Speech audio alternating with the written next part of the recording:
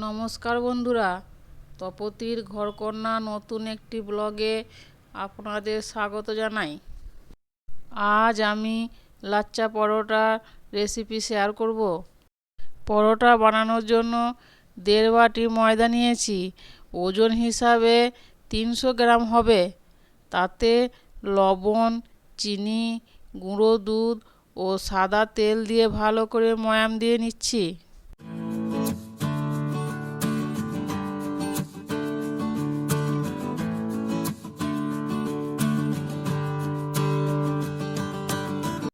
এবার হালকা গরম জল দিয়ে মেখে একটা ডো তৈরি করে নিচ্ছি।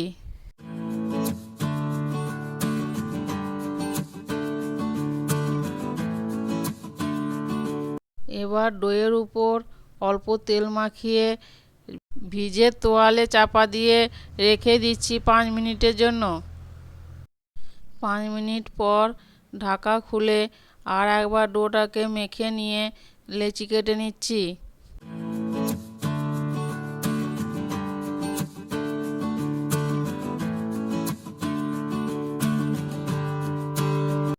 লেচিগুলো একটু বড় সাইজের হবে।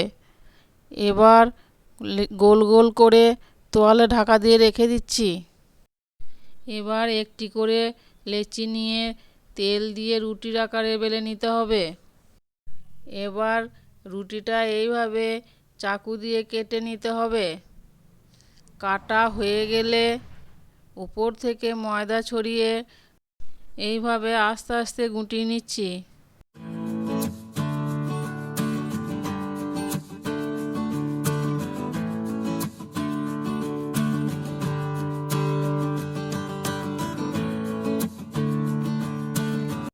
এবার একদিক থেকে গুটিয়ে গোল করে একটা লেচি তৈরি করে নিচ্ছি।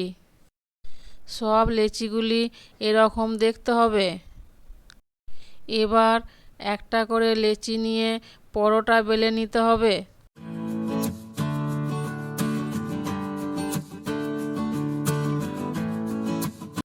আমার সব লাচ্চা পরোটা বেলা হয়ে গেছে। এবার গ্যাসে একটা তাওয়া বসিয়ে গরম করে একটা করে লাচ্চা পরোটা দিয়ে উল্টে পাল্টে সেঁকে নিয়ে অল্প তেল দিয়ে ভেজে নিচ্ছি।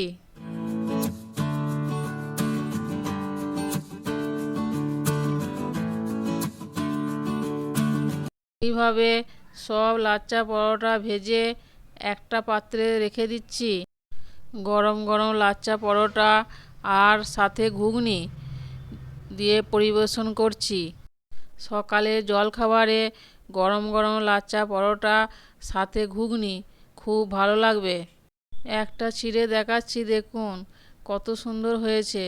বন্ধুরা, এবার আর রেস্টুরেন্টে যাওয়ার দরকার নাই, বাড়িতেই বানিয়ে ফেলুন রেস্টুরেন্টের মতো লাচ্চা পরোটা।